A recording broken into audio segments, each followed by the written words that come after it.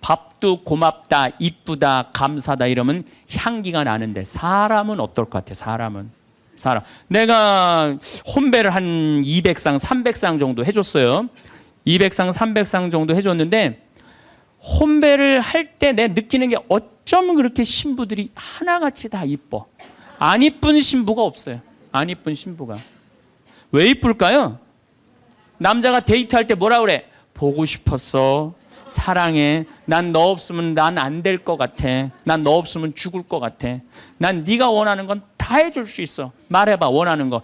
별을 따다 줄까? 달을 따다 줄까? 그럼 여자가 반짝반짝 웃어요, 안 웃어요? 반짝반짝. 그 상태에서 결혼하는 거예요. 그래서 신랑 신부들을 보면 그렇게 예쁘고 잘생겨요. 근데 그렇게 예쁘고 잘생긴 신랑 신부를 혼배를 시켜줬는데 10년이 지나고 나면요, 그 이쁜 얼굴이 온데간데 없어져요. 막 기미도 끼고 막 죽은 깨도 얼굴에 보이고. 왜 그럴까요? 남편이 뭐라 그럴 것 같아? 그때 내가 눈이 뼈서 너랑 결혼한 거다. 내가 그때 미쳤었다. 나가 죽어라. 우리 이혼하자. 이런 얘기 10년 들으면요, 아무리 예쁜 여자도요 얼굴 망가지게 돼 있어요. 아무리 예쁜 여자라도. 제가 이렇게 한 50, 60쯤 되신 분들이 그런 게 분명해요. 50, 60 되신 분들 중에 이목구비가 뚜렷하지 않아. 뭐 이쁜 구석이 별로 없는데도 이상하게 이쁜 여자들이 있어요. 이상하게 이쁜 여자들이. 그런 여자들은 어떤 여자들일까요? 남편이 당신 어쩜 가면 갈수록 어쩜 더 이뻐져. 우리 색시가 세상에서 난 제일 이뻐. 당신 사랑해. 고마워. 이런 얘기 20년 들으면은요, 이목구비가 뚜렷하지 않아도요, 이상하게 이뻐져요. 그런데 쌍꺼풀도 분명하고 코도 오똑하고 입술도 도톰한데 50, 60 되신 분들 중에 무섭게 생긴 분들이 계세요. 이목구비가 뚜렷한데도 무섭게 생긴 분들이 계세요. 그런 분들은 왜 그럴까요? 서로 죽이자, 죽자, 뭐 살자, 뭐 이렇게 말하고 20년 동안 싸운 사람은요, 아무리 예쁜 얼굴이라도 망가지게 돼 있어요. 사람은요, 어떤 말을 듣느냐에 따라서 이쁘고 이쁘지 않는 게 결정이 되는 거예요. 여러분들 남편한테, 아내한테도 그렇지만 자식한테도 뭐라 그래? 너는 내 자식이 아니라 왼수다. 나가 되져라. 이런 썩을 놈. 그러면은 자식이 어떻게 될까요? 왼수가 되고요, 바깥에 나가 돌아다니게 되고요, 썩게 돼 있어요. 근데 우리는 엄마들 자식 뜻대로 안 된다고 속상할 때 말을 함부로 하죠. 여러분들 생각을 해봐요. 우리 아들이 있어. 공부 좀 못해. 공부 못하면 어때요? 나는 공부 잘하는 거 그렇게 훌륭하다고 생각 안 해요. 근데 우리는 공부를 못하면 대한민국은 죄인 취급하잖아요. 어쨌든 공부를 못해. 그런데 아들한테 엄마가 괜찮아, 공부 못하면 어때? 이렇게 잘생긴 아들 하느님이 우리 집에 떨어뜨려 줬고 엄마는 밥 안 먹어도 우리 아들만 봐도 배불러. 이런 소리 듣고 자라는 애들은요, 삐뚤어질 수가 없어요. 딸 보고도 이렇게 이쁜 딸 혼자 보기 너무 아깝다. 어쩜 이렇게 이쁜 딸이, 얘네들 삐뚤어질 수가 없어요. 남편도 아침에 출근할 때 이렇게 잘생긴 남편 어떻게 보내? 여보, 내가 나가서 버릴 테니까 당신 집에 있어.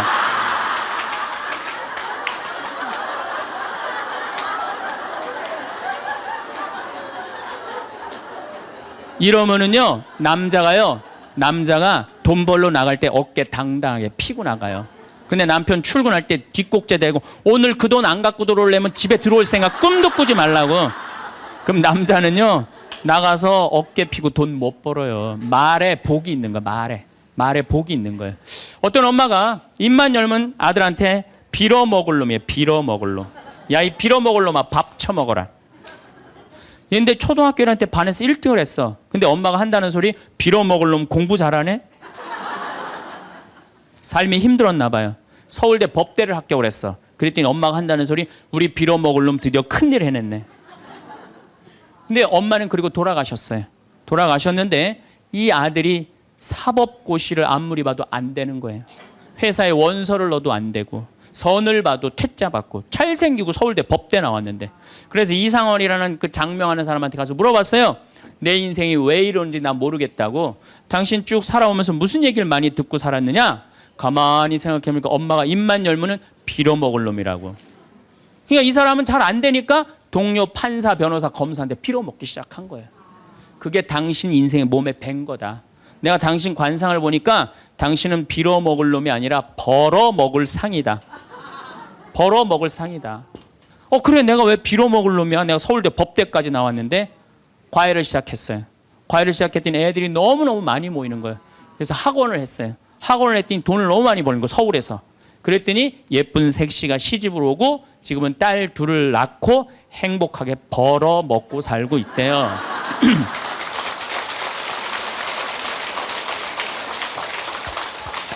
말 한마디에요. 사람 운명이 갈리는 거예요. 말 한마디에.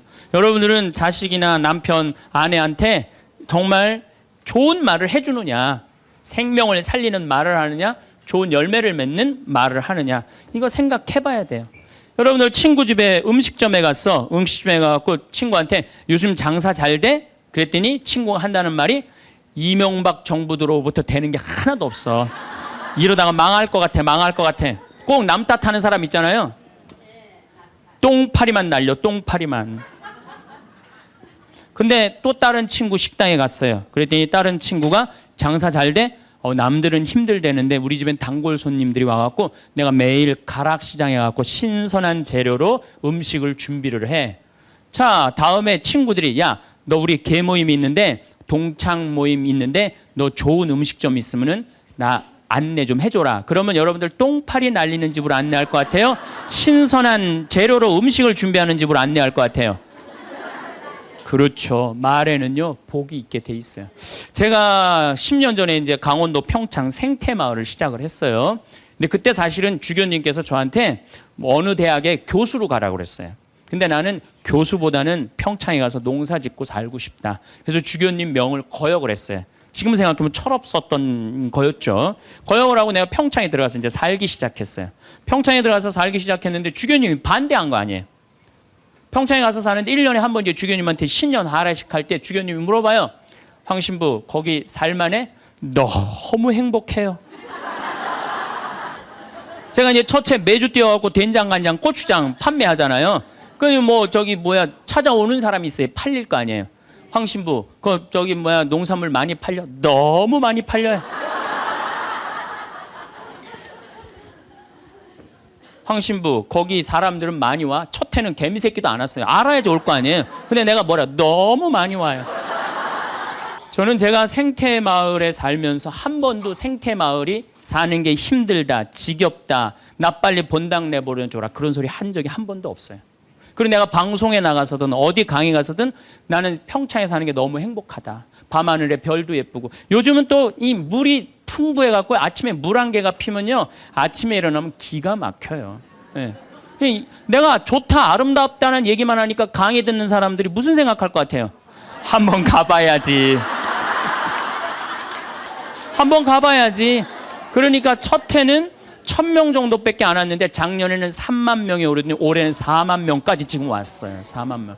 사람들이 너무 많이 오는 거예요. 말이 뭐를 불러일으켜? 복을 불러일으키는 거, 복을. 근데 우리 직원들한테도 올 연초에도 회의할 때 그랬어요. 올해 느낌이 너무 좋아. 대박 터질 것 같아. 너희들 열심히 준비해. 근데 내가 우리 직원들한테 회의할 때 니네들 이렇게 하면 망한다. 니네들 똑바로 해. 망할 것 같으니까 똑바로 해. 그럼 이 직원들은요. 집에 가갖고 직장 알아봐요. 곧 망할 직장에 마음이 가겠어요? 그런데 올해 대박 터질 것 같아. 마음이요. 벌써 놓이는 거예요. 그래서 내가 우리 직원들한테 8월 말까지 예약이 2월 달에 차면 내가 니네들 유럽 기차 여행 데리고 갈게. 내가 그랬어요. 그랬는데 12월까지 예약이 꽉 찬 거예요. 그래갖고 오늘 이 여행 보증금 내라고 왔어요. 그래서 23명 우리 직원들 데리고 내년 유럽에 다 가요. 예.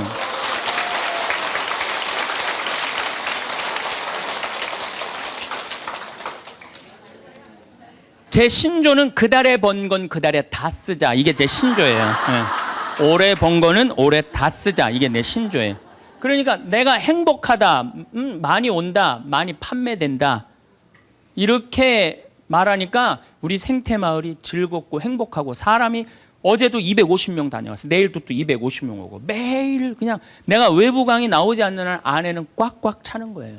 말이 복을 불러일으키는 거야. 말이 귀양하는 말인데 좋은 말, 행복한 말을 해야 되지 않아요? 근데 우리는 현대인들은 이런 특성이 있어요. 입만 열면은 힘들어 죽겠다, 지겨워 죽겠다, 이렇게 사느니 죽는 게 낫다, 이런 소리 참 많이 해요. 그런 소리 많이 하죠? 또요, 우리 할머니들 늙으면 죽어야 된다, 이런 소리 많이 하잖아요. 죽으면서 그런 소리 하면은 이쁘긴 한데 죽지도 않으면서 그냥 늙으면 죽어야 된다. 우리 어머니가 60 넘어서 딱 뭐라 그러셨어요? 아유, 늙으면 죽어야 돼. 깜짝 놀랐어요. 내가 효도할 때가 됐는데 벌써 돌아가시면 어떡해. 그래갖고 나는 신부 5년 휴가 동안 정말 거의 내 모든 휴가는 어머니 아버지를 위해서 썼어요. 뭐 성주순례, 이스라엘, 뭐 그다음에 또 무슨 뭐 우리나라 좋대는데 금강산, 무슨 백두산 다 모시고 갔다 왔어요. 죽는다니까 빨리 갔다 와야 될 거 아니에요. 빨리 갔다 와야 될 거 아니야. 그런데 그렇게 60 넘어서 늙으면 죽어야 돼, 그 소리를 했는데 깜짝 놀랐는데 요즘은 그 소리 들으면 신경질 난다니까요. 그 소리 하신 지 20년이 지났어요. 20년. 갈 생각을 안 하세요. 아버지는 피부가 더 뺑뺑하고 어머니도 더 고와지세요. 그러니까 죽지도 않을 거면서 힘들어 죽겠다, 지겨워 죽겠다, 사는 게 지겹다, 이게 말이 안 된다는 거죠. 복을 차는 거예요. 여러분들 뭐 2년 전인가 우리 서울교구 시각장애우들 100분이 우리 생태마을에 오셨어요. 정말 그분들 기쁘더라고요. 그래서 내가 뭐가 그렇게 기쁘냐 그랬더니 신부님, 우린 눈에 뵈는 게 없어서 행복하다고. 눈에 뵈는 게 없어서 행복하다고. 그런데 그분 네 분이, 여러분들 제가 시각장애우들이랑 1년을 같이 살았어요. 상계동에서 1년을 살았는데 너무 잘 알아요. 그분들 뭐 젓가락 비비는 거, 뭐 노름도 다 해요. 할 거 다 해요. 예, 뭐 별걸 다 하는데 시각이 이게 어렸을 때 열이 너무 나갖고 시각을 잃어버리는 경우 많거든요. 그때는 눈알을 빼요. 이 눈알이 있는 분들이 있고 아예 알을 빼는 분들도 있어요. 근데 이 눈알을 빼면 중증들이에요. 중증들. 눈이 있어도 흐릿하게 보이는 분들도 있어요. 근데 이 눈알을 뺀 내 형제가 우리 생태마을 그 데크, 강이 내려다보는 데크에 서서 이렇게 말하는 거예요. 야, 베드로야, 내가 50년 동안 우리나라 참 많이 다녀봤는데 이렇게 경치 좋은 데는 처음 본다. 그래서 내가 물어봤어요. 아니, 이게 경치 좋은지 당신들이 어떻게 아느냐 그랬더니 신부님, 강물 소리 들리지 않느냐, 강물 소리, 새 소리 들리지 않느냐 이거야. 그 다음에 느티나무 바람에 흔들리는 소리 들리지 않느냐. 또 5월 달에 오셨는데 아카시아 향기, 공기, 이렇게 경치 좋은 데는 처음이라는 거예요. 얼마 전에도 우리 생태마을에 교수님인데 60에 시력을 잃기 시작해갖고 65세 완전히 시력을 잃으신 교수님이 오셨어요. 근데 그분이 나하고 밥을 먹으면서 이런 말씀을 하시더라고요. 신부님, 저도 오래간만에 새벽에 강물 소리, 너무 듣기 좋은 강물 소리 들어서 3시간 동안 강물 소리에 흠뻑 젖었다는 거예요. 그리고 새벽에 새가 우는데 너무 자기 오래간만에 행복했다고. 근데 여러분들은 이 두 눈으로 온 세상을 다 보면서도 사는 게 지겨워 죽겠어, 이렇게 사느니 죽는 게 나, 눈이 아깝다 이거예요. 눈이 아깝다. 눈알 하나 갈아 끼는데 얼마 들어? 1억 들어. 1억. 2개 갈아 끼면 2억이야. 2억. 지금 난 눈 뜨고 쳐다보고 있는 분들 지금 2억 지금 깔고 있는 거야. 지금 2억. 심장 하나 갈아 끼는데 5천, 간 갈아 끼는데 7천, 신장 갈아 끼는데 3천이야. 그럼 이거 3억 5천이에요. 3억 5천. 여러분들 팔 하나 이거 의족으로 갈아 끼는데 400이에요. 양팔 800, 양다리 1600. 대충 따지면 여러분 한 5억 정도 되는 거예요. 그리고 더욱이 여기 지금 걸어오신 분은요, 적어도 5억짜리로 지금 끌고 온 거예요. 5억을 갖고. 그리고 여러분들 그 눈, 다리, 손가락, 발가락 다 붙어있는 식구 4명이 밥을 먹으면은요 20억이 앉아서 먹는 거. 20억이 앉아서.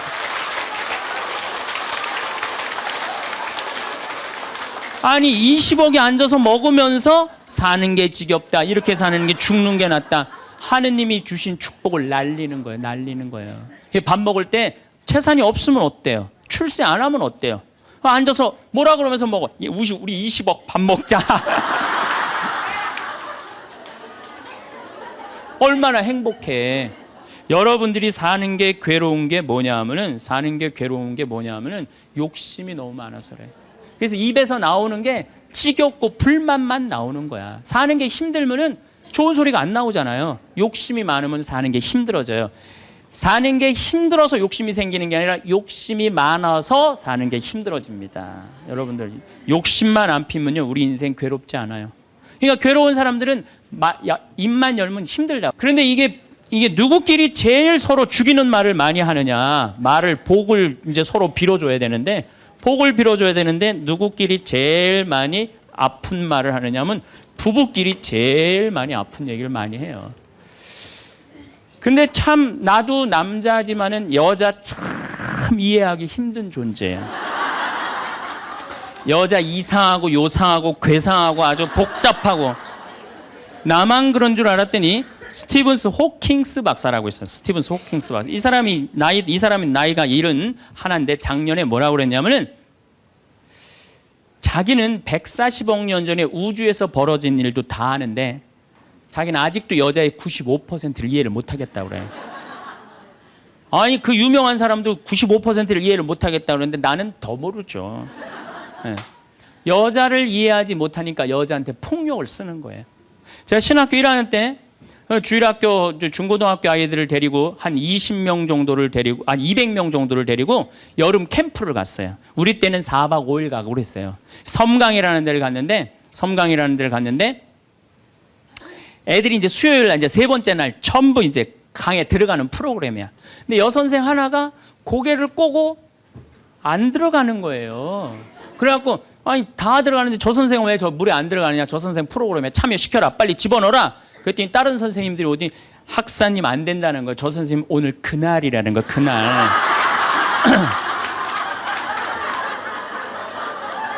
근데 내가 신학교 1학년이 그날이 뭔지 어떻게 알아요? 그래서 내가 물어봤어요. 그날이 뭔데? 학사님 오늘 저 선생님 그날이 안 된다니. 오늘 물에 들어가는 날이지 그날이 뭔데? 그랬더니 어떤 지혜로운 엄마 선생님이 나를 한 군데로 데려가더니 학사님 여자는 한 달에 한 번 매직이 있다는 거예요. 그래서 내가 매직이 뭔데요? 근데 그 엄마 선생님 정말 지혜로웠던 것 같아요. 그 엄마 선생님이 학사님 이 여자는 한 달에 한 번 생리를 하는데 그때 피가 나오기 때문에 물에 들어가면 안 된다는 거예요. 나는 그거 처음 알은 거예요. 처음 알은 거 그때. 그러니까 내가 여자에 대해서 모르니까 여자한테 뭐를 하느냐 폭력을 쓰는 거예요. 폭력을. 근데 이런 일들이 집안에서 수도 없이 일어나요. 남자는 여자를 이해하지 못해서 폭력을 쓰고 여자는 남자를 이해하지 못해서 폭력을 쓰고 그래서 서로 답답하다고 싸울 때 보면 크크크 치치치 크크크 이러고 싸워요. 말이 안 통한다고. 그러니까 여자에 대한 생물학적 특징을 알아야 되고 남자에 대한 생물학적 특징을 알아야 되는데 그거에 대해서 서로 모르는 거예요. 근데 이제는 알아야 돼요. 왜 알아야 되느냐 하면은 옛날에는 남자하고 여자하고 20살에 결혼해갖고 50살에 죽었어요. 남자, 여자. 20살에 결혼해갖고 애 한 10 낳다 보면요. 애 낳다가 죽어요. 남자는 애 키우다 죽어요. 갈등이 있을 수가 없어요. 부부라고 그러지만은 한 집에 살지도 않아. 안사람, 바깥사람. 그러고 그냥 사는 거예요. 근데 요즘은 안 죽어. 100살까지. 남자, 여자가 50살서부터 100살까지 서로 이해도 못하면서 한 집에서 50년을 사는 거예요. 서로를 이해를 못하면서. 그러니까 말이 어떤 말이 나와? 상대방한테 가슴에 멍을 들게 하는 말이 나오는 거예요. 멍이 들게 하는 말을. 우리 인간은 말이라는 것처럼 중요한 게 없는데 이 말을 잘 사용하느냐 사용하지 못하느냐에 따라서 그 공동체가 행복하기도 하고 그 공동체가 불행하기도 합니다. 내가 또 복을 불러오는 말을 하는 사람이 있고 복을 차는 말을 하는 사람도 있습니다. 그래서 과연 나는 생명을 살리는 말씀을 하는 사람인가, 좋은 열매를 맺는 말씨를 뿌리는 사람인가, 아니면 입만 열무는 기분 나쁘게 하는 말투를 던지는 사람인가, 이 이야기를 나누고 있습니다. 근데 이게 부부끼리 가장 많은 상처를 주는 것 같아요. 지난주 끝에도 잠깐 말씀드렸듯이 나도 남자지만 참 여자를 이해하기가 힘들어요. 제가 이렇게 한 2년 전에 제가 위암 수술을 했어요. 그래갖고 이제 이 위를 암 환자들은 온도가 42도가 넘어가면 재발하지도 않고 암이 죽는데요. 그래서 이제 제가 찜질방을 잘 가요. 찜질방을 잘 가는데 아주 뜨거운 찜질방을 잘 가는데 얼굴이 알려졌잖아요. 그래갖고 아는 사람들이 많아요. 그래갖고 수건을 뒤집어 쓰고 찜질방에 가서 앉아 있어요. 한쪽 끝에 조용히 쭈그리고 앉아 있어요. 그러면 이제 아줌마 셋이서 들어와서 수다를 떨기 시작하면은 이해할 수 없는 수다를 떨어요. 아줌마 3명이서 뭐라고 그러냐면은 한 아주머니는 자식 얘기해요. 자식 얘기. 그럼 옆에 아주머니가 자식 얘기하면은 그 자식 얘기를 같이 받아줘야 되는데 옆에 아주머니는 그러거나 말거나 자기는 남편 바람핀 얘기해요. 또 옆에 아줌마는 남편 바람핀 얘기 해거나 말거나 자기는 아파트 산 얘기해요. 주제가 다른 3가지 이야기를 각자 지치지도 않고 30분 동안 계속 하는 거예요. 이해가 안 되더라고요. 우리 남자들은 정치 얘기를 지금 하고 있는데 아내가 여보 우리 애가 자꾸 속을 썩여 그럼 남자 신경질 부려요. 여보 나 지금 정치 얘기하고 있잖아 지금. 정치 얘기 끝나면은 그 다음에 자식 얘기해. 남자는 한 번에 한 가지 주제만 얘기를 해요. 근데 여자는 동시에 3가지 얘기를 동시에 하는 거야. 기분도 안 나빠하면서 계속 얘기하는 거예요. 기분도 안 나빠하면서 나는 왜 그런가. 근데 요즘 공부를 해보니까 이해가 되더라고요. 여자는 언어를 관장하는 뇌가 좌뇌에도 있고 우뇌에도 있대요. 머릿속에 말이 꽉 차 있는 거야. 말이 꽉 차 있으니까 말을 해야 돼. 그런데 말은 하긴 해야 되는데 또 들어야 되잖아. 근데 말을 하면서도 귀는 동시에 2가지를 구분해서 들을 수 있대요. 이게 무슨 얘기냐면은 한 아주머니는 자식 얘기 자기는 입으로 하면서 귀로는 남편 얘기도 듣고 아파트 얘기도 듣는 거야. 무시하는 게 아니야. 그냥 자기 각자 얘기하면서 상대방 얘기도 다 듣는 게 여자예요. 남자는 언어를 관장하는 뇌가 좌뇌 뒤에만 있어요. 좌뇌 뒤에. 그래갖고 남자들이 교통사고가 나고 좌뇌를 다치잖아요. 그러면은요 언어 상실이 온대요. 근데 여자가 교통사고 나고 좌뇌를 다치잖아요. 좌뇌를 다쳐도 전혀 말하는데 지장이 없대요. 아직도 우뇌가 남아 있어서. 그리고 이런 이 부부가 남자하고 여자하고 부부 싸움을 하잖아요. 그럼 남자는 또 흥분을 하면 그나마 좌뇌 뒤에 언어를 관장하는 뇌 기능이 없어져 버린대. 흥분하면. 그러니까 아내가 여보 당신 뭐 시집 와갖고 나 손에 물 안 묻히게 해준다 그랬더니 당신 나 얼마나 고생시켰어. 뭐 결혼기념일을 챙겨줬어. 생일을 챙겨줬어. 우리 친정엄마를 챙겨줬어. 나 여행을 보내줬어. 막 따지면은 남편들이 대꾸를 해야 되는데 이게 어디 있는 줄 알아야지. 대꾸를 어디 있는 줄 알아야지. 그리고 대부분의 남자들의 반응이 어떠냐면 그거 30분 동안 계속 어이 하다가 끝나는 거예요. 여자는 그냥 좌뇌에 있는 거 쏟아내고 우뇌에 있는 거 쏟아내고 막 30분 동안 그냥 있는 대로 공격을 하고 난 다음에 여자는 할 얘기 다 했어요. 그 남자가 그게 시끄러. 그리고 여자는 자기 하고 싶은 얘기 다 하면은요 원도 한도 없어요. 부엌에 가갖고 아무 일도 없다는 듯이 설거지해요. 그럼 그때부터 남자들이 신경질이 나는 거예요. 왜 신경질이 나냐면 왜 내가 그때 그 적절한 대답을 왜 찾아내지 못했을까? 막 신경질이 나는 거예요. 그래갖고 막 쇼파 던지고 신경질을 부리면은 아내가 부엌에서 아무 일도 없다는 듯이 아내가 한마디 해요. 나와서 이 사람은 무슨 말만 하면 승질을 부린다고. 그러니까 말싸움으로 아내를 이길 수가 없어요. 남자는요 여자하고 말싸움 해갖고 이길 수가 없어요. 나는 우리 천주교 신부 중에 수녀님하고 싸워갖고 이겼다는 신부를 본 적이 없어. 말싸움으로 여자를 이길 수가 없어요. 말싸움으로. 하느님이 창조할 때 남자한테는 너는 하루에 10,000마디만 해라. 10,000마디만 해라. 창조할 때 그렇게 창조하신 거예요. 10,000마디만 하라고. 여자는 하루에 너는 25,000마디 해라. 25,000마디 해라. 그러니까 하느님이 10,000마디만 하라고 창조한 남자는 출근해갖고 직장에 가면 10,000마디 해요. 이 말 저 말 하면은 벌써 10,000마디 끝나. 집에 들어오면 더 이상 말할 수가 없어. 아니 하느님이 10,000마디만 하라고 그래서 10,000마디만 하고 들어온 거야. 집에 들어와서는 더 이상 할 얘기가 없는 거예요. 할 의무 끝냈어. 근데 우리 여기 있는 자매님들도 남편 출근하고 애들 학교 가도 혼자 있으면서도 10,000마디 해요. 멸치 대가리 따면서 너는 어디서 잡혀서 우리 집에 왔니? 꽁치 다듬으면서 너도 어디서 잡혀서 왔니? 그리고 뭐 텔레비 보면서도 텔레비하고도 얘기해요. 그냥 텔레비하고도 얘기해요. 막 텔레비하고도 얘기하고 예. 그렇게 만마디 해요. 만마디 하고 저녁에 이제 몇 마디가 남았냐면 1만 5천 마디가 남은 거야. 이 1만 5천 마디를 누구하고 하고 싶으냐면 남편하고 하고 싶은 남편. 그래갖고 저녁 차려주고 남편한테 여보 그 옆집 여자 말이야. 아 오늘 저녁에 같이 이 저녁 찬거리를 사러 시장에 나갔는데 아 그 여자는 김치찌개 거리를 돼지고기 한 근만 사면 되는데 5근이나 사고 정신 나간 여자야. 그러니까 그냥 살림이 그 모양 그 모양이지. 아 이랬는데 남자는 이미 더 이상 말하기 귀찮은 거야. 그래서 남편이 한마디 해요. 쓸데없는 소리 하지 말고 부엌에 와서 국이나 더 떠오라고. 그럼 여자는 미치는 거예요. 아직도 15,000마디가 남아있는데 국 떠오라고 그러면 미치는 거예요. 근데 저도 이 말에 저도 동감을 해요. 왜냐하면 저는 만마디만 하게 창조된 인간이잖아요. 그런데 나는 이렇게 강의를 하면 10만 마디를 해요. 10만 마디. 10만 마디라니까 사실은 난 사제관에 우리 생태마을에서 강의하고 사제관에 딱 밥 먹으러 저녁에 내려가잖아요. 한마디도 하기 싫어요. 한마디. 근데 우리 밥 해주는 자매님이 밥하고 난 다음에 뭐 이런저런 얘기할 거 아니에요. 뭐 개도 내가 5마리 키우니까 개 얘기도 하고 뭐 어쩌고 대꾸하기가 싫은 거예요. 그래서 한동안 대꾸를 안 했어요. 대꾸를 안 하니까 굉장히 기분이 나쁘잖아요. 신부님이 대꾸를 안 하니까 안 되겠더라고요. 그래서 하루는 불러서 내가 얘기를 했어요.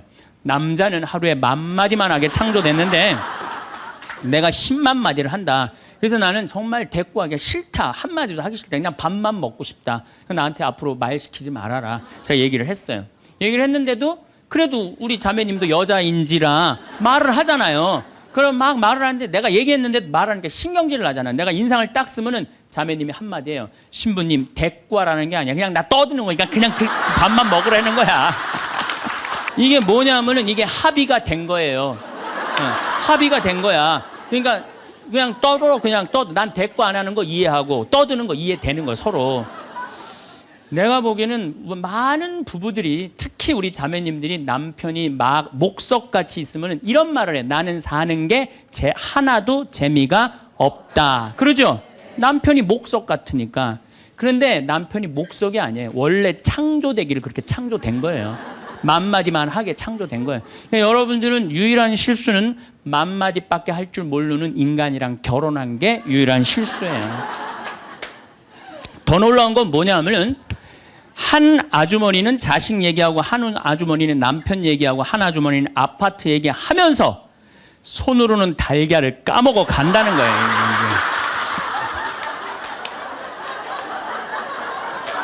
아, 이거 대단하지 않아요? 달걀. 여러분들 남편한테 이번 추석 때나 뭐 어느 때 한번 시켜보세요. 달걀 좀 까줘 그러면 남편은 어떻게 하는 줄 알아요? 달걀만 까요. 그것만 쳐다보고. 또 말 시키면 남편이 뭐라고 그래요? 지금 달걀 까잖아 지금. 남자는요 한 번에 한 가지밖에 할 줄 몰라요. 동시에 두 가지를 못해요. 근데 여자는 특성상 밥 올려놓고 찌개 올려놓고 다듬어야 되고 나물 다듬어야 되고 반찬해야 되고 동시에 여러 가지를 할 수 있어요. 그래서 집에 전화가 오잖아요. 전화가 오면은 아빠가 전화를 받으면 테레비 소리가 크면은 아빠가 한마디 해요. 시끄러워. 테레비 소리 줄여. 그러죠? 또 애들 시끄러우면 아빠 통화하니까 가만히 있으라고 그래요. 그 남자는 전화만 해요. 근데 엄마한테 전화가 오잖아요. 테레비 소리 애들 떠드는 거 전혀 상관없어. 더욱이 어느 정도로 심하냐 막 통화하면서 테레비에 딱 어떤 여자가 나오면은 저 여자 이혼했다고 그러더니 나오네. 이게 무슨 얘기냐면은 언어에 있어서 여자가 남자보다 뛰어납니다. 언어에 있어서. 제가 한번 뭐 고등학교 강의를 갔는데 한 10년 전 얘기예요. 강의를 갔는데 그해 경기도에 영어 선생님 172명을 뽑았는데 여자가 170명, 남자가 2명 됐대요. 언어에는요 여자가 탁월한 능력을 갖고 있어요. 그러니까 남자는 말주변이 없어. 말주변이 없게 돼 있어요. 근데 문제는 언어만 뛰어난 게 아니에요. 여자가 시각도 뛰어나요. 시각도. 우리 눈에는 광수용체가 있어. 빛을 받아들이는 수용체, 짝대기, 사각형 짝대기가 1억 3천만 개가 있어요. 이게 남자 여자가 다 있어요. 근데 요 1억 3천만 개는 하얀색, 빨간색, 까만색, 파란색만 구분하는 거예요. 남자들은 이 광수용체 1억 3천 거 요것만 있어요. 남자들은 색깔 구분을 네 가지만 해요. 남자는 회색도 하얀색, 베이지색도 하얀색, 하얀색도 하얀색이야. 남자는 분홍색도 빨간색, 주황색도 빨간색, 빨간색도 빨간색이에요. 남자는 색깔 구분을 못해요. 근데 여자들은 원추형 광수용체 700만 개가 더 있어요. 여자가. 그래갖고 이건 온갖 색깔을 구분하는 거예요. 그러니까 나는 아직도 카키색이 무슨 색인지 몰라요.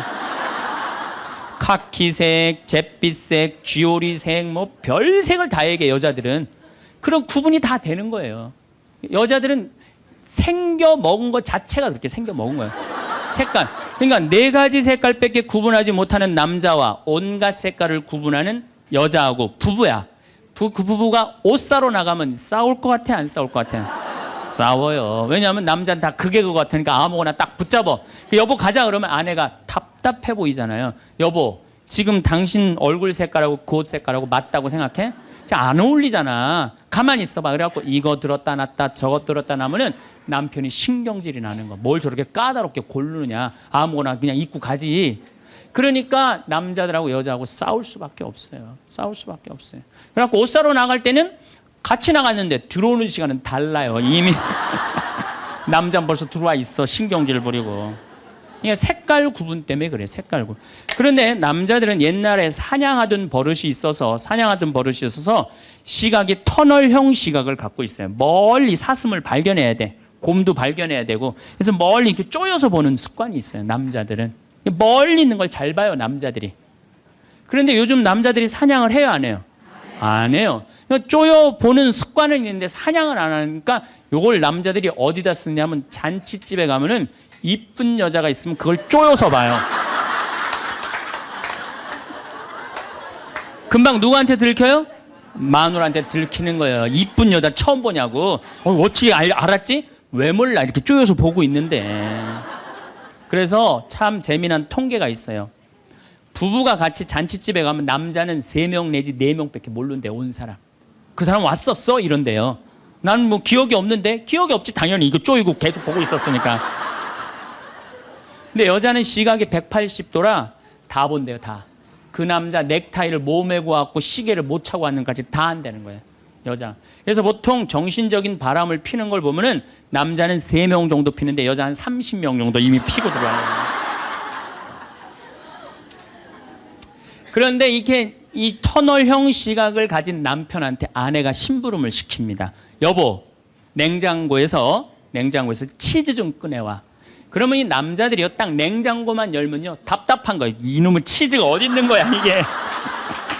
터널형으로 보니까 이게 안 보이는 거예요, 치즈. 못 찾아요. 그 좁은 그 냉장고 안에 있는 그걸 못 찾아요. 그래갖고, 아니, 치즈가 어디 있다고 그래. 나 못 찾겠는데. 그러면은 아내는 이게 180도 시각이기 때문에 뒷꼭지에도 시각이 있어요. 그래갖고 딱 냉장고 문을 열고 들여다도 안 봐요. 들여다도 안 보고 딱 손 넣고 딱 꺼내갖고 남편 코앞에 딱 들여대는 거예요. 이걸 못 찾느냐고. 그러면요 남자들은요 깜짝깜짝 놀라는 거예요. 아내의 능력에 대해서 놀라는 거예요. 그래갖고 결혼 생활 한 20년쯤 한 부부들을 보면은요 아내가 부엌에서 소리만 지르면요 남편은 경기를 일으키는 거예요. 이번 또 내가 뭘 잘못해갖고 저 소리를 지르는 거야. 그냥 남자들이 눈치가 없어요. 눈치가. 말주변 없지 눈치 없지. 그렇죠? 눈치가 없어요 남자들이. 참 그러니까 남자들이 어느 정도로 눈치가 없느냐면은 아내가 지금 자기를 미워하는지 괴로워하는지 몰라요. 언제 아느냐면 귀싸대기를 맞아야지 알아요. 귀싸대기를 귀싸대기를 딱 맞아야지 아 이거 지금 우리 마누라가 심각하구나. 아니면 아내가 눈물을 뚝뚝 흘릴 때 그때서 느끼기 시작하는 거예요. 정말 답답한 거죠. 그러니까 말주변 없지 눈치 없지. 근데 아까도 말씀드렸지만 어제도 말씀드렸지만은 이게 40까지 50까지 살 땐 아무 문제가 없어요. 이게 100년 살면서요 한 집에서 답답해서 못 살아요. 둘이 답답해서 못 살아요. 아니 말주변이 있나 눈치가 있나. 거기 더 미치는 건 뭐예요? 청각이 떨어져요. 남자가 청각이 떨어져요. 보통 개는 10만 사이클 정도 듣는다 그래요. 10만 사이클 듣고 그 다음에 어린아이들은 3만 사이클 정도는. 그래서 초등학교 아이들, 중고등학교 아이들이 헤비메탈 음악이 좋아해요. 걔네들. 헤비메탈 음악 좋아하고 엄마는 짜장면을 시켜서 혼자 먹고 나는 뭐 찌꺼기만 먹었어. 뭐 이런 랩 음악 걔네들은 다 들려요. 다 들려 걔네들은. 여러분들은 잘 안 들리죠? 네. 얘네들 3만, 엄마들은 2만 사이클 정도로 2만 사이클. 그러니까 젊은 부부가 같이 잠을 자갖고 건너방에서 애가 울잖아요. 그럼 누구 귀에만 들리느냐면 엄마 귀에만 들려요. 그래갖고 여보 나 너무 힘들어. 오늘 애하고 하루 종일 씨름을 해갖고 내가 힘들어서 못 일어나니까 당신이 일어나서 좀 나가봐. 이러면은 대부분의 남편들이 이렇게 말한대요. 아무 소리도 안 들리는데 뭐가 들린다 그래. 예민하게 굴지 말고 잠이나 자. 그러면은 누가 일어나서 나가느냐면은 아내가 일어나서 나가는 거, 엄마가 일어나서 나가는 거. 그러니까 아내들은 남편하고 살면 살수록 더 답답한 거야. 말 주변 있나, 눈치가 있나, 말귀를 알아듣나.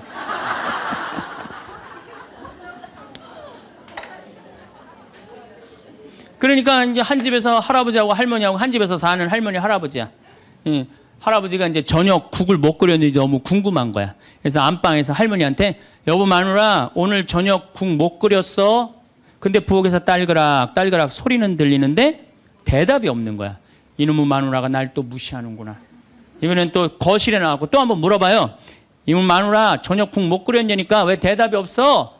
아 근데 딸그락 딸그락 소리는 들리는데 또 대답이 없는 거야. 너무 화가 난 할아버지가 이번에는 부엌에 가갖고 이놈의 할망구야. 저녁 못 끓였는지 내가 3번이나 물어봤는데 대답을 안 하냐고. 사람 말이 말 같지 않으냐고. 그러니까 할머니가 눈을 동그랗게 뜨고 하는 말이 내가 콩나물국이라고 3번 얘기했잖아. 누군만 못 들은 거야? 할아버지. 제가 이렇게 강의를 가면은요 할아버지들이 이렇게 하고 듣는 할아버지들이 참 많아요. 이게 남자의 특성이에요. 그래서 남자들은 만 사이클밖에 못 들어요. 만 사이클. 그래갖고 남자들은 음악을 빠른 음악 들으면 다 시끄럽다고 그래. 다 시끄러워. 시끄러우니까 끄라고. 그저 남자한테 음악이라고 그러는 거는 꿍짝짝 꿍짝짝 어머나 어머나 이러지 마세요. 이런 음악만 음악이에요. 남자는. 그래서 30대 40대가 넘으면 트로트를 좋아할 수밖에 없어. 남자들은. 빠른 음악을 안 들리니까. 한 2만 8천 사이클 정도가 보통 우리 음악에서 나오는 헤비메탈 음악이거든요. 그러니까 못 듣는 거예요. 그 다음부터는.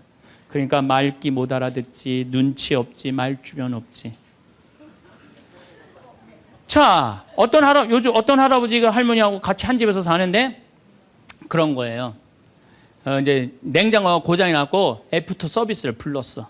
애프터 서비스를 딱 불렀는데 애프터 서비스 하고 난 다음에 갔어. 근데 요즘은 참 대한민국이 애프터 서비스 끝나고 나면은 고객센터에서 전화하잖아요. 고객님 매운 만족하십니까? 보통 만족하십니까? 저 설문조사를 하잖아요. 근데 이게 또 할아버지가 전화를 받았네. 아 냉장고 고쳤는데 이제 애프터 서비스라고 전화를 했는데 애프터 서비스 센터에서 전화했다 그러니까 뭘 또 애프터 서비스를 해주느냐? 그래갖고 뭐라고 그러니까 할아버지가 할머니한테 그런 거예요. 여보 마누라 요즘 이상해. 냉장고 고쳤는데도 뭐 매운 만두 먹을래요? 보통 만두 먹을래요? 그렇게 물어보는데 말귀를 못 알아들어요. 말귀를. 그러니까 60이 넘어가기 시작하면 할머니들 목소리가 커지기 시작해요. 뭐 막 할아버지한테 막 소리 지르는 거예요. 소리 지르는 이가 말귀를 못 알아들으니까 소리를 지르기 시작하는 거예요. 점점 나이 먹으면 할머니들은 거칠어지고 그러니까 말귀를 못 알아들으니까 기억력까지 떨어지게 돼 있어. 동시에. 그러니까 어떤 할머니 할아버지가 또 한 집에서 살면서 할아버지가 너무 배가 고픈 거예요. 할머니한테 심부름을 시켰어요. 여보 마누라 좀 부엌에 갖고 냉장고에서 우유하고 아이스크림 좀 갖다 줘. 나 배가 고파. 그랬더니 할머니가 막 일어나면서 가려고 그랬어요. 그랬더니 할아버지가 신경질을. 이놈의 마누라야 그냥 가면 어떻게 가다가 까먹으면 어떻게 하려고 그냥 가냐고. 적어가라고. 우유하고 아이스크림. 할머니가 딱 째려보고 이놈의 영감탱이가 내가 그것도 모를까 봐 그걸 적어가라고 그러냐고. 기다리라고 내가 우유하고 아이스크림 갖다 줄 테니까. 할머니가 추측 가셨어요. 갔는데 한 몇 분 있다가 왔는데 할머니가 삶은 계란을 갖고 온 거예요. 근데 이 할아버지가 뭐라고 그러냐면은 기가 막힌 거예요. 고마워 마누라 삶은 계란 갖다 줘서. 자기가 뭐 시켰는지도 모르는 거야.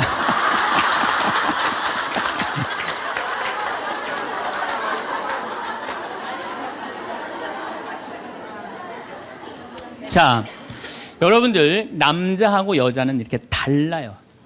달라요. 그리고 50이 넘어서면서부터 여자가 능력이 뛰어나요. 여자가. 그러니까 남자는 사실은 말주변도 없지, 눈치도 없지, 말귀도 못 알아듣지. 여기 지금 형제님들 몇 분 오셨는데 내가 60 넘어갔고 100살까지 집에서 안 쫓겨나고 살 수 있는 비법이 하나 있어요. 내가 마누라 옆에서 붙어서 사는 비법이 하나 있어. 내가 그거 비법을 알려드릴 테니까 여기 형제님들 내가 알려주는 대로 사시면 돼요. 그저 비법이라는 건 뭐냐면은 마누라가 시키는 대로 하고 사세요.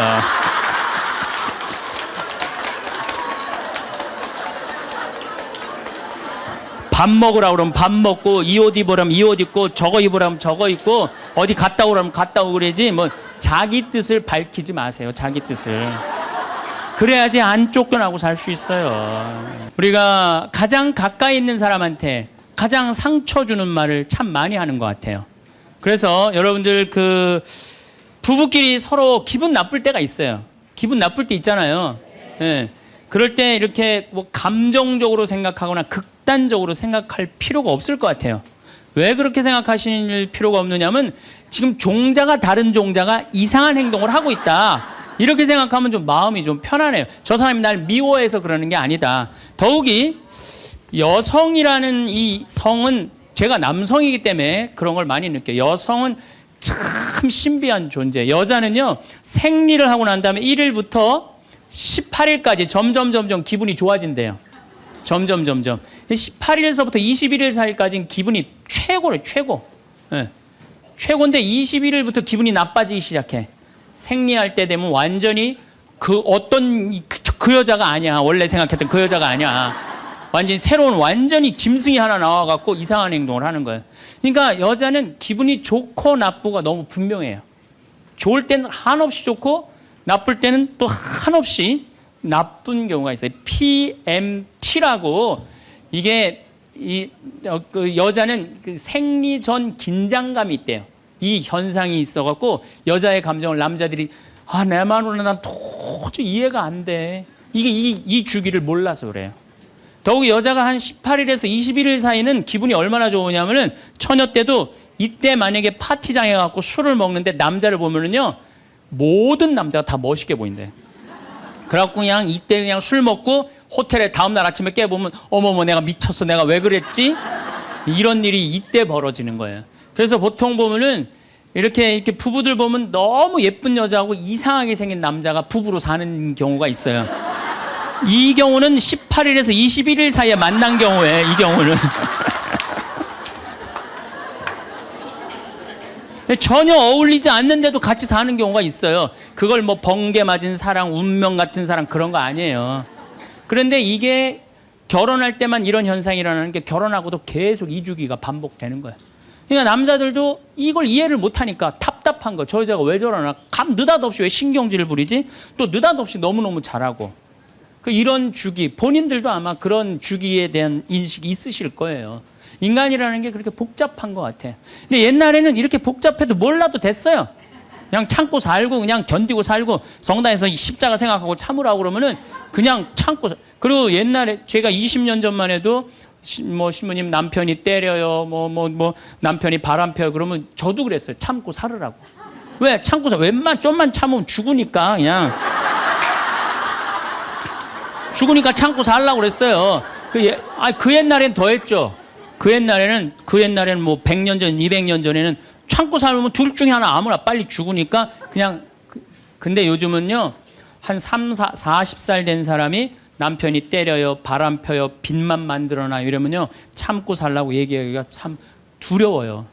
왜냐하면 참고 100년을 더 살아야 되는데 그거는 또 다른 형벌이거든요. 그러니까 여러분들도 이제는 남자라는 이 동물을, 짐승을, 종자를 이해를 하셔야 돼요. 남편을 이해하라는 게 아니에요. 남자가 생겨먹은 게 어떻고 또 여기 있는 우리 형제님들은 여자가 생겨먹은 게 그러면 훨씬 좀 덜 싸울 거예요. 덜 크크크 치치치 카카카 된다니까. 그런데 이제 부부끼리도 서로에 대한 이해가 필요하지만은 여러분들 자녀에 대한 이해가 필요합니다. 자녀를 이해하셔야 돼요. 그리고 자녀하고 대화를 해야 돼요. 자녀하고 대화를 해야 되는데 우리나라 엄마들은 참 편안하게 교육해요. 딱 한마디만 하면 되니까 공부해. 이건 절대 교육이 아니에요. 절대 교육이 아니에요. 작년 3월 13일 날 고등학교 3학년 남자아이가 엄마를 죽였어요. 목으로 칼을 찔러서. 그런데 얘가 전국 4천등 하는 아이였대요. 모의고사에. 전국. 근데 엄마는 전국 1등 하라고 그래요. 전국 1등. 나는 전교 1등은 들어봤어도 전국 1등은 처음 들어봤어요. 전국. 자식한테 전국 1등을 하라고 강요한 엄마는 처음 들어봤어요. 근데 얘는 전국 4천등이면요. 서울대 들어가요. 왜냐면 1년에 서울대 4,000명 정도 뽑거든요. 4,000명 정도 뽑으면 뭐 카이스트, 경찰대 뭐 이런 데 다 빠지면은요. 서울대 들어가고도 남아요. 그런데 얘는 전국 63등으로 고친 거야. 63등인지 62등인지. 내가 고등학교 때 반에서 받은 등수야, 이거야. 고등학교. 그런데 엄마가 이 성적표를 받아보고 아이를 야구방망이 골프채로 8시간을 두들겨 팼다는 거예요. 엄마가 전국 1등 하라고 그랬더니 왜 전국 62등 하느냐. 근데 3월 14일이 무슨 날이냐면 학부용 진학 상담하는 날이야. 얘는 전국 62등도 8시간 두들겨 맞았는데 이거 전국 4,000등 걸리면은 나는 죽는다. 그래갖고 엄마를 미리 죽인 거예요. 얘 지금 감옥에 가 있어요. 1차 재판 끝났어요. 3년형인가 지금 나왔어요. 나는 얘는 엄마를 죽였다고 생각하지 않아요. 시험 감독관을 죽인 거예요. 시험 감독관을. 근데 우리는 자녀들한테 공부하라는, 왜 공부해야 되는지, 인생에 대한 철학, 삶의 진리 이런 얘기 전혀 하지 않아요. 그냥 무조건 공부하라. 무조건 공부하라고 그래. 그러니까 애들이 왜 공부해야 되는지도 모르고 부모가 하라고 그러니까 지겨워도 하는 거예요. 그러니까 부모가 지겨운 거예요. 부모가 지겹고 부모하고 말을 섞기 싫고. 여러분들 맨날 초등학교 이제 한 5학년만 되면은 남편이 맨날 술 먹고 들어와. 남편이 요즘 경기가 안 좋아갖고 400만 원을 벌어야 되는데 150만 원밖에 못 벌어. 400만 원을 벌었는데 150만 원밖에 못 벌어. 그래갖고 남편이 걱정이 돼갖고 맨날 술을 먹고 들어와요. 그러면은 엄마가 한다는 소리가 그래요. 지겨워 죽겠어. 뭐하러 나하고 결혼했어. 술하고 결혼하지. 내가 이혼을 하든가 말든가 해야지. 아빠는 맨날 술 먹고 들어오고. 초등학교 5학년만 되면은 여자의 초등학교 5학년 애들 눈치가 빨라요. 아, 우리 집이 지금 심각하구나. 엄마 아빠가 곧 이혼하면 나는 엄마하고 살아야 될까 아빠하고 살아야 될까 고민해요. 아빠가 밤 10시에 술이 취해갖고 들어왔어. 그래도 딸이라고 아빠 들어왔냐고. 아빠 오셨어요? 아빠가 한다는 소리가 우리 딸 이리 와. 아빠가 안아줄게. 걱정하지 말고 넌 들어가서 공부해. 이 아빠가 다 알아서 할게. 아니 엄마는 이혼한다는데 뭘 다 알아서 한다는 거야. 근데 엄마는 지겨워 죽겠어. 내가 이혼하든지 말든지 이런 소리 하면요. 얘는 마음 잡고 공부 못합니다. 공부하란다고 공부하는 게 아니거든요.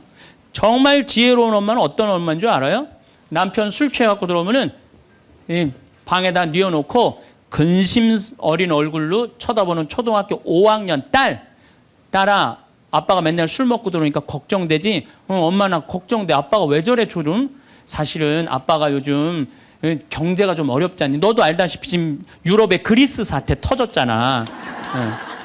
그리고 이란 핵무기 때문에 지금 석유값이 자꾸 올라가고 있어. 그리고 미국은 리먼 브라더스 경제 위기가 왔잖아.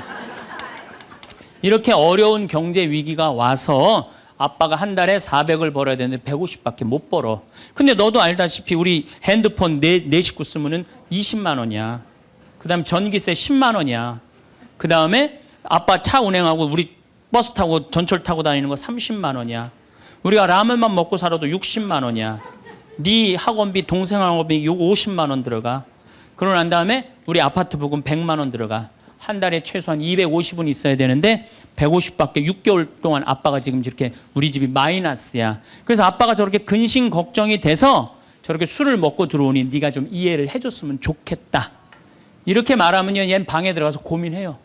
우리 집을 위해서 내가 도대체 뭘 해야 될까 고민해요. 그런데 우리는 자녀들한테 이런 얘기 일체하지 않아요. 일체하지 않고 너는 들어가서 뭐 하라고 그래? 공부하라 그래. 그러니까 애들이 공부를 왜 해야 되는지 모르잖아요. 유대인들은요, 초등학교 1학년만 되면은 왜 우리가 이 초막절을 지내야 되는지, 왜 우리가 과월절을 지내야 되는지, 할머니 할아버지는 어떻게 살았고 엄마 아빠는 어떻게 살았고 다 얘기해 줘요. 그러니까 우리나라 애들은, 이스라엘 애들은 초등학교 1학년 때부터 철드는 거예요. 우리 역사, 이런 역사 안에서 내가 살아가야 되는구나. 제가 지난 3월 달에, 내가 이제 다음 겨울에, 저기 12월 달에 그 강의를 이제 말씀을 드릴 거예요. 3월 달에 이스라엘에 초청을 받아서 갔다 왔어요. 근데 마침 내가 그 사막 체험을 했는데, 그때 이스라엘의 영재 아이들이 거기 왔었어요. 천재 아이들이죠. 근데 이스라엘은 고등학교 3학년 18살만 되면요, 무조건 군대 가야 돼요. 3년.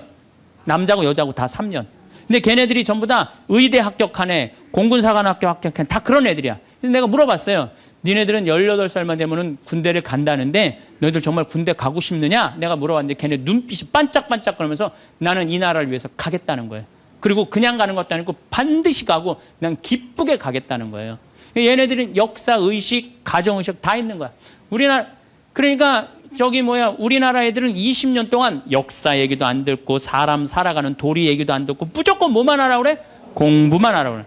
제가 얼마 전에 내 친구의 친구가 세상을 떠났어요. 근데 그 세상 떠난 사람 여자야.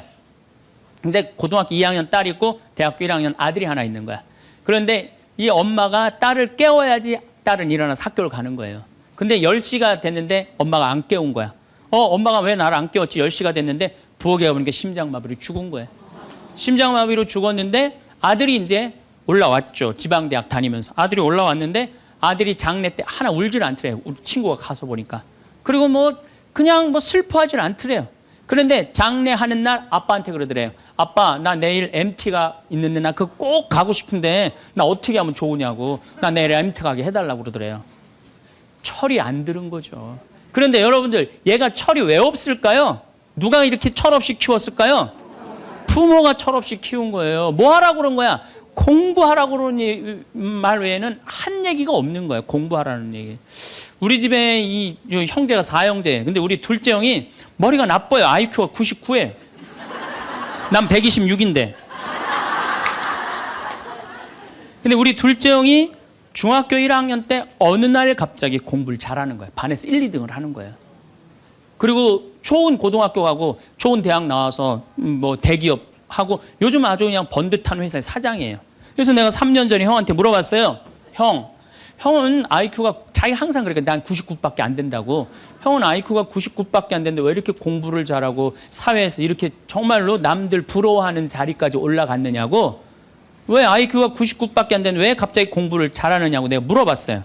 근데 형이 이런 말씀을 저한테 하더라고. 형이, 신부님, 내가 중학교 1학년 때 아버지가 간 수술했어요. 큰 간 수술을 했어요. 난 초등학교 4학년 때 기억나요. 아버지 병원에 가면 천도복숭아 따먹었던 거 기억나요. 그리고 아버지가 퇴원을 하고 다음 날 허리를 구부리고 출근을 하시더래요. 근데 우리 형이 보니까 어머니가 그랬대요. 여보, 며칠 쉬었다가 나가라고. 그렇게 허리를 구부리고 어떻게 출근을 하느냐고. 근데 아버지가 그러더래요. 나는 내 자식 먹여 살리고 공부시키려면 오늘부터 나가야 된다고. 그 일주일 동안 이 99짜리 IQ가 지켜본 거예요. 일주일 동안 지켜보면서 자기가 그런 생각을 했대요. 내가 저 아버지를 위해서 해야 되는 건 공부다. 그래갖고 이 99 IQ가 코피가 터져가면서 공부를 한 거예요. 근데 그 아들은 내가 봐도 그때부터 효자인데 지금까지도 효자예요. 왜? 부모의 삶에 동참했기 때문에. 여러분들은 자녀를 여러분들의 삶에 얼마나 동참시키세요? 어제 내가 평창에서 강의를 했는데 할머니 한 분이 평생 한 번도 그런 얘기 안 했대. 자식한테 먹여주고 재워주는 거 외에는 한 게 없다는 거예요. 여러분들, 개는요 10마디 알아듣는데요. 기다려, 앉아, 손, 엎드려, 이 정도 알아듣는데요. 그리고 원숭이는 한 30마디 알아듣는데 자기네들끼리도. 사람은 적어도 하루 한 집에서 살면서 10,000마디는 해야 된대요. 근데 우리가 자녀들한테 무슨 얘기해? 일어나, 밥 먹어, 학교 가, 숙제, 공부해, 시험은 10마디 정도밖에 안 한 거야. 20년 동안. 어떤 하느님을 사랑하는 거, 사람을 사랑하는 거, 살아가면서 사람의 도리, 우리 집안의 내력, 그런 얘기 생전 안 하는 거예요. 생전. 내가 어떤 고민을 하는지, 내가 어떤 갈등 속에서 사는지, 아빠하고 어떤 추억이 있는지 그런 거 전혀 모르는 거예요. 밥만 먹여주는 부부. 그러니까 10마디 이상 안 하는 거예요. 그러니까 내가 자녀를 키우면서 계속 들어가서 공부해 10마디 이상 안 한 이 집은 무슨 집이냐? 개 같은 집이에요. 개 같은 집. 사람 집이 아니에요. 사람 집이 아니에요. 다정한 대화를 할 수가 없는 거야. 그러니까 우리 이 둘째 아들은 정말 그때부터 지금 나이가 50이 넘었는데 아직까지도 효자예요. 그래서 내가 이렇게 나보다 신부가 됐으면 더 잘 살았을 거예요, 둘째 형이. 근데 큰 형은 이제 우리 어머니 아버지가 이제 휴가를 이제 우리 생태마을, 요즘은 이제 거의 못 오시는데 휴가를 오면 이제 누나, 큰아들, 둘째 아들이 돌아가면서 모시고 와요. 근데 이제 뭐 큰아들도 자기도 뭐 조그만 공장을 하는데 막 이제 바쁘니까 바쁜 와중에 어머니, 아버지 모시고 오는 거 아니에요. 오다가 어머니가 아이고 얘야 묵주를 까먹었다 그러면 신경질을 부린대요. 바빠 죽겠는데 어떻게 하라고 그러냐고 지금 일주일만 손가락으로 하고 오라고 그냥 그런데요.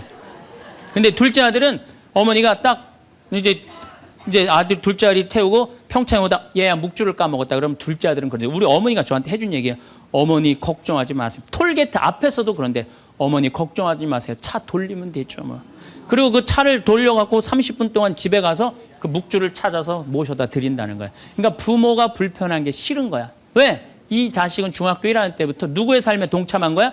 부모의 삶에 동참한 거야. 여러분들은 자녀들을 언제부터 삶에 동참시켰어요? 부모가 속이 썩는지 아빠가 힘든지 고통스러운지 그런 건 하나도 얘기 안 하잖아요. 그리고 너는 뭐만 하면 돼? 공부만 하면 되는 거야. 저는 요즘 우리 사회가 지금 굉장히 거칠다 그래요. 왕따, 그 다음에 학원 폭력, 성폭력, 그 굉장히 뭐 아주 충격적인 사건들이 많이 벌어지잖아요. 내가 보기에는 이거는 다 집안에서 교육이 말이 안 통해서 그래. 부모가 진리를 애들한테 알려줘야 될 거 아니야. 진리를. 그리고 하느님의 사랑도 알려줘야 되고. 근데 그런 얘기 생전 안 하는 거예요. 저는 요즘 무슨 대책 막 낼 때 정말로 한심해요. 그런 대책으로는 해결이 안 돼요. 저는 중학교 때 성당을 이틀 갔어요. 토요일 날, 일요일 날. 뭐 이틀 간 게 아니라 6일이면 6일 다 갔죠. 7일이면 7일 다 갔어요, 성당. 매일 가서 성당 살았어요. 그 성당 가면은 매일 교리 배우고, 거룩한 거 배우고, 진리 배우고, 사람 사랑하는 거 배우고, 사람 배려하는 거 배우고. 그랬잖아요. 학원이 무슨 학원이야. 토요일 날이는 맨날 친구들하고 이 순교자 성월에는 유대철, 내가 그때 주인공 됐었어. 유대철 연극하고 성탄 때는 또 저기 뭐 성가 연습하고 문학적으로 심성적으로 신앙생활을 했을 때는 아이들이 거룩하고 그중에 또 뭐 신학교 간 뭐 학사님 있으면 그 학생님 너무너무 부러우면 나도 한번 신부로 살아볼까? 또 수녀원 간 사람 있으면 또 이 여자아이들도 나도 저렇게 아름다운 수도자로 살아볼까? 그런 문화가 있었다고요. 근데 우리 천주교만 그런 게 아니라 자라보면 교회 다니는 애들, 절에 다니는 애들 다 그렇게 자랐어요. 그러니까 심성이 예쁘게 자라는 거죠. 근데 요즘 애들은 뭐만 해요? 공부만 해요. 그러니까 심성이 예쁘게 자랄 수가 없는 거예요. 아무리 대책을 발표해봐요. 소용이 없는 거예요. 그래서 나는 진짜 똑똑한 정치인이라면은 토요일 날, 일요일 날 신앙생활 하게 해야 돼요. 똑똑한 정치인들이라면. 그 문화생활 하게 해야 돼, 애들이. 절대 공부를 하면 안 돼요. 토요일 날, 일요일 날은. 그렇게 자라면은 우리 사회가 굉장히 건강해지고 거룩해지고 진리가 충만한 나라가 될 거예요. 공부한다고 되는 일이 아니에요. 공부한다고.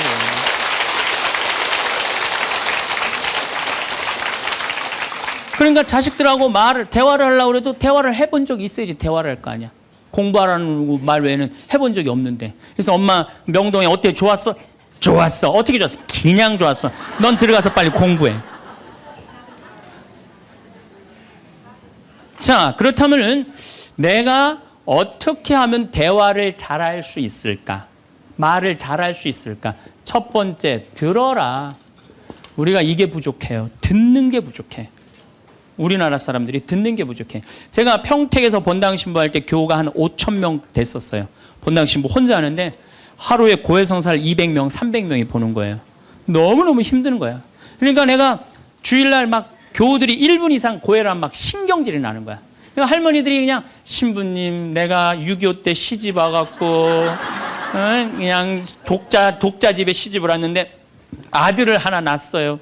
아들을 하나 낳았는데 그놈이 독자라고 내가 너무 오냐오냐 해서 키우다 보니까 이놈을 장가를 보냈는데 이놈이 이혼을 해갖고 손자를 나한테 맡겨갖고 내가 지난주에 그 손자 찾으러 다니느냐고 주일미사를 빠졌어요. 아, 주일미사 빠졌는데 왜 6.25 전쟁부터 시작을 해. 그러니까 내가 그래요. 저 교우들한테 항상 교육할 때 죄는 간단히 죄 진 것만 얘기해라. 과정은 설명하지 말고. 그러니까 참 교우들도 죄 결론만 얘기하는 게 참 답답할 거 아니야. 고해소에서 그 답답한 속을 털어놔야 되는데 신부님은 막 200명, 300명 줄은 기다리고 있고. 근데 내가 능평이라는 데 본당 신부를 딱 갔는데 교우가 500명이야. 딱 10분의 1이야. 고해소에 들어가고 성물돌 끝났는데도 들어오는 사람이 아무도 없는 거야. 너무 심심한 거예요. 그래갖고 이제 고해소에 딱 들어오면 너무 반가운 거예요. 그래갖고 신부님 저 시어머니를 미워했어요. 그럼 평택에서는 4계명 부모에게 효도하라고 그랬는데 미워하면 안 된다. 예수님이 십자가 생각하고 시어머니한테 잘해라. 딱 간단해. 그렇게 했는데 능평에서는 이 자매 나가면 이제 아무도 안 들어오니까 이 자매 나가면 아무도 안 들어오니까 내가 뭐라 그러냐면 왜 시어머니를 미워하는데요? 뭐 내가 시집을 왔더니 그냥 손자하고 그냥 고모하고 그냥 남편만 하고 나는 그냥 완전 식모 취급하고 친정에도 못 가게 하고 그러면 안 되지. 그 시어머니 며느리한테 밥 얻어먹으면서 정신 나간 시어머니네. 그러면은 그 자매가 신이 나는 거지. 신이 그것뿐만 아니라 내가 혼수 살림 얼마나 구박을 많이 받았는지 몰라요. 그러면은 내가 이제 정말 늙으면 그거 정말 다 그래. 하여튼 자매님 참 그런 집에서 힘들게 산다 그러면 막 눈물 콧물 흘려가면서 시어머니 욕을 바가지로 해요. 그러면서 자매가 신부님 이렇게 시어머니 욕해도 되느냐고. 걱정하지 말라고. 여긴 비밀이 지켜지는 데니까 걱정하지 말라고. 한 20분 정도 막 시컷 시어머니 욕하면은요, 대부분의 며느리들이 뭐라 그러냐면 신부님 꼭 시어머니가 있어서 불편한 것만은 아니에요. 시어머니가 애도 봐주고 반찬도 이런 거 저런 거 해줄 때는 나 너무너무 좋아요. 그런 것도 있어요. 예. 신부님 이번 사순절을 맞이해서 내가 우리 성가정 만들려니까 내가 시어머니한테 내가 잘할게요. 뭐 잘하면 좋죠. 반찬도 맛있게 하고 한 번 더 웃으면서 얘기할게. 훌륭하십니다. 나는 한 게 아무것도 없어. 그러느냐고. 그러면 자기가 고해하고, 자기가 훈화하고, 자기가 보속하고, 자기 결심까지 다 하기가 나가. 말은요, 들어주기만 하면 돼요. 여러분들 친구들하고 무슨 상담할 때 지적질할 필요 하나 없어요. 나이 50, 60 넘어갖고 너 그러니까 네가 그 꼴로 사는 거야. 그러면 자기 속 얘기하는 사람이 너 그러니까 그 꼴로 사는 거야. 그럴 때 맞아. 내가 그래서 내가 이 꼴로 사나 보다. 그럴 것 같아. 기분 나빠할 것 같아요. 당연히 기분 나빠하죠. 당연히. 우리 집에 많은 그 중고등학교 학교 다니기 싫어하는 애들을 데리고 와요. 요즘 내가 바빠서 거의 상담을 못 하는데 데리고 오면은 얘가 학교를 안 간다는 거예요. 중학교 2학년, 3학년 애가 학교를 관두겠다는 거예요. 그러면 내가 많은 경우 상담을 하면은 거의 90%는 그랬던 것 같아요. 너 학교 많이 다니기 싫으니? 네, 다니기 싫어. 그럼 관둬. 뭐 다니기 힘들고. 신부님한테 다니라고 설득하러 데리고 왔는데 신부님이 뭐라 그래? 나는 이제 그렇게 마음 먹고 애가 오는 거예요. 저 엄마가 날 저기까지 데려간 거는 나를 학교를 다시 다니게 설득을 시키려고 저 신부를 만나게 해주는구나. 근데 내가 관둬. 뭐하러 다녀? 내가 엄마한테 자세히 얘기해 줄 테니까 너 관둬. 근데 왜 다니기 싫은데 이유가 뭐야? 그럼 공부도 따라가기 힘들어. 그래, 맞아. 한번 따라지면 그거 못 따라가. 너 있잖아. 너는 머리로 살 놈이 아니라 내가 보기엔 몸으로 살 놈이다, 너. 너 우리 생태마을에 와갖고 농사나 져라. 그러면 이제 자기 친구 얘기, 부모한테 섭섭한 얘기 다 해요. 그럼 얼마나 힘들었겠니? 너 수업 시간에 조는 이유가 있지. 이해를 해야지 알아서 볼 거 아니야. 이해도 안 되는데 눈 뜨고 쳐다보고 있는 거 쉽지 않지. 신부님 그거 어떻게 알았냐. 다 내가 옛날에 해봐서 알아. 한 1시간 동안 얘 동감 해주고 고개만 끄덕여주면요. 얘네들이 거의 끝날 때 뭐라 그러는지 알아요? 신부님 막 그래도 아무리 생각해봐도 중학교는 졸업해야 될 것 같아요. 아니야. 중학교 졸업할 필요 없어. 나중에 네가 철 들으면 졸업해도 돼.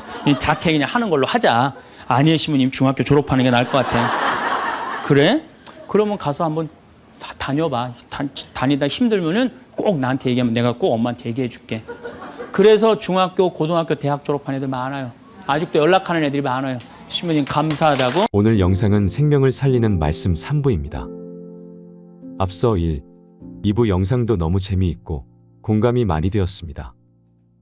그러면서도 교훈과 가르침이 있어서 개인적으로 너무 좋았습니다. 요즘 같은 사회에서 내 마음을 다스릴 줄 아는 것도 정말 중요하다고 생각합니다. 마음을 다스리지 못하면 인간관계는 물론 투자도 그르칠 수 있다고 생각합니다. 저는 요즘 황신부님의 강의를 들으면서 많이 배우고 있습니다. 앞으로도 계속 올릴 예정입니다. 좋아요, 댓글도 부탁드리겠습니다. 감사합니다. 여러분들의 행복과 성공을 응원합니다.